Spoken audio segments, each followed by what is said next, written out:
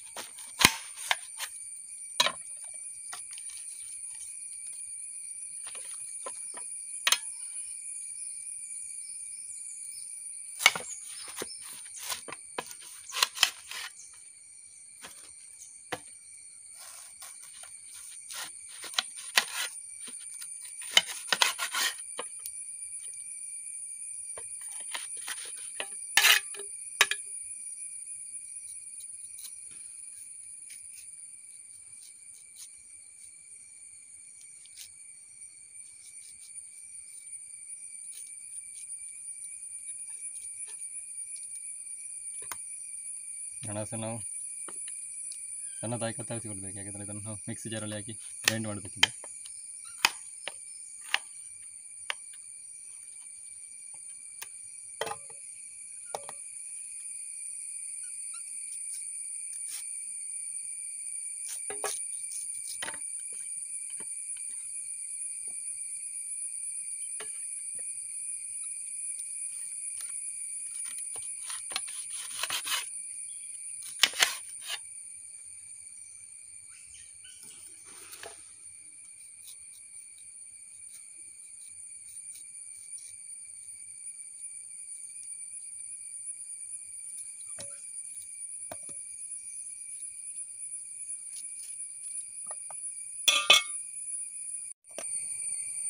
ನೋಡಿ, ಈಗ ಅನನಾಸೆಲ್ಲ ಕಟ್ ಮಾಡಿ ತಗೊಂಡು ಹಾಕಿದೆ. ಈಗ ನಾವು ಅದನ್ನು ಮಿಕ್ಸಿ ಜಾರಲ್ಲಿ ಹಾಕಿ ಜ್ಯೂಸಿಗೆ ಗ್ರೈಂಡ್ ಮಾಡುವ.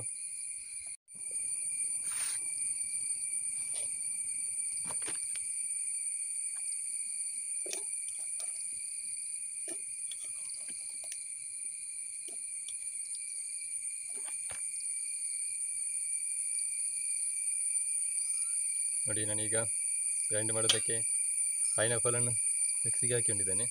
ಅದೇ ರೀತಿ ಈಗ ನಾನು ಅದಕ್ಕೆ ಸಕ್ಕರೆಯನ್ನು ಸೇರಿಸಿಕೊಳ್ತಿದ್ದೇನೆ. ನಾನಿಲ್ಲಿ ಒಂದು 5 ಚಮಚದಷ್ಟು ಸಕ್ಕರೆ ತಗೊಂಡಿದ್ದೇನೆ. ನೋಡಿ, ಈಗ ಒಮ್ಮೆ ಹಾಕಿ ಗ್ರೈಂಡ್ ಮಾಡಲಿಕ್ಕೆ ಆಗೋದಿಲ್ಲ, ಇನ್ನೂ ಸ್ವಲ್ಪ ಅನನಾಸ್ ಇದೆ. ಆಗ ನಾನು ಉಳಿದ ಸಕ್ಕರೆಯನ್ನು ಕೂಡ ಹಾಕಿ ಗ್ರೈಂಡ್ ಮಾಡಿಕೊಳ್ತೇನೆ. ನೋಡಿ, ಈಗ 1 ಇಂಚು ಶುಂಠಿ ತಗೊಂಡಿದ್ದೇನೆ. ಅದನ್ನು ಕೂಡ ನಾನು ಕಟ್ ಮಾಡಿದ್ದಕ್ಕೆ ಹಾಕಿಕೊಳ್ತಿದ್ದೇನೆ.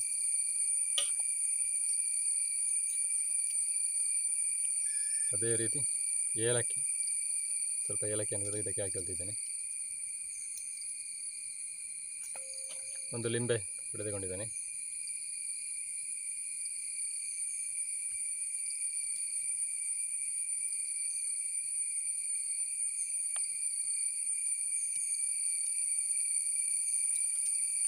ಲಿಂಬೆ ರಸ ಹಿಂಡಿಕೊಂಡ್ರೆ ನಮಗೆ ಪೈನಾಪಲ್ ಜ್ಯೂಸ್ ತುಂಬ ಚೆನ್ನಾಗಿ ಬರ್ತದೆ.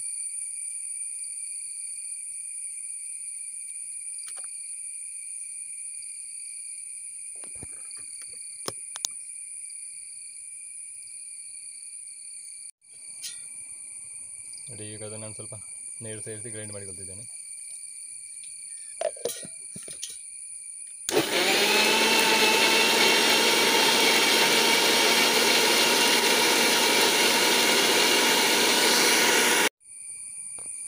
ನೋಡಿ, ಇವಾಗ ಗ್ರೈಂಡ್ ಆಗಿದೆ. ನೋಡಿ,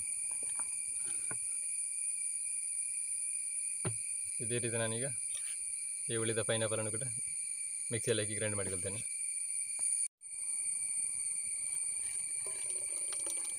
ನೋಡಿ, ಎಷ್ಟು ದಪ್ಪ ಬಂದಿದೆ ನೋಡಿ ನನಗೆ ಪೈನಾಪಲ್ ಜ್ಯೂಸ್.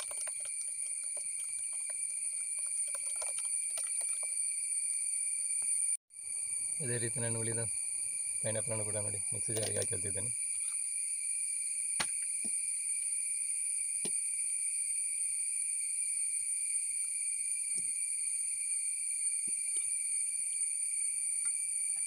ಶುಂಠಿ, ಅದೇ ರೀತಿ ತೆಗೆದಿಟ್ಟಂಥ ಅರ್ಧ ಲಿಂಬೆ,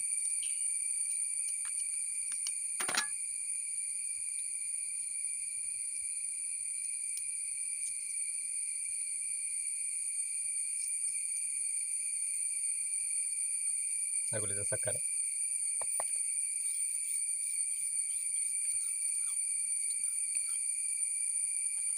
ಹಾಗೂ ಏಲಕ್ಕಿ, ಸ್ವಲ್ಪ ನೀರು, ಚೆನ್ನಾಗಿ ಗ್ರೈಂಡ್ ಮಾಡುವ.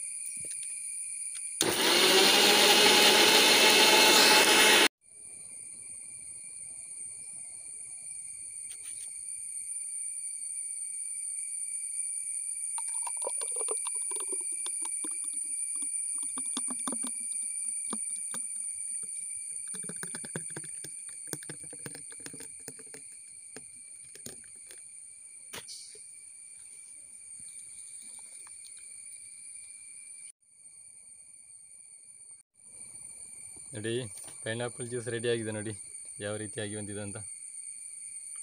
ನಾವು ಟೇಸ್ಟ್ ನೋಡುವ.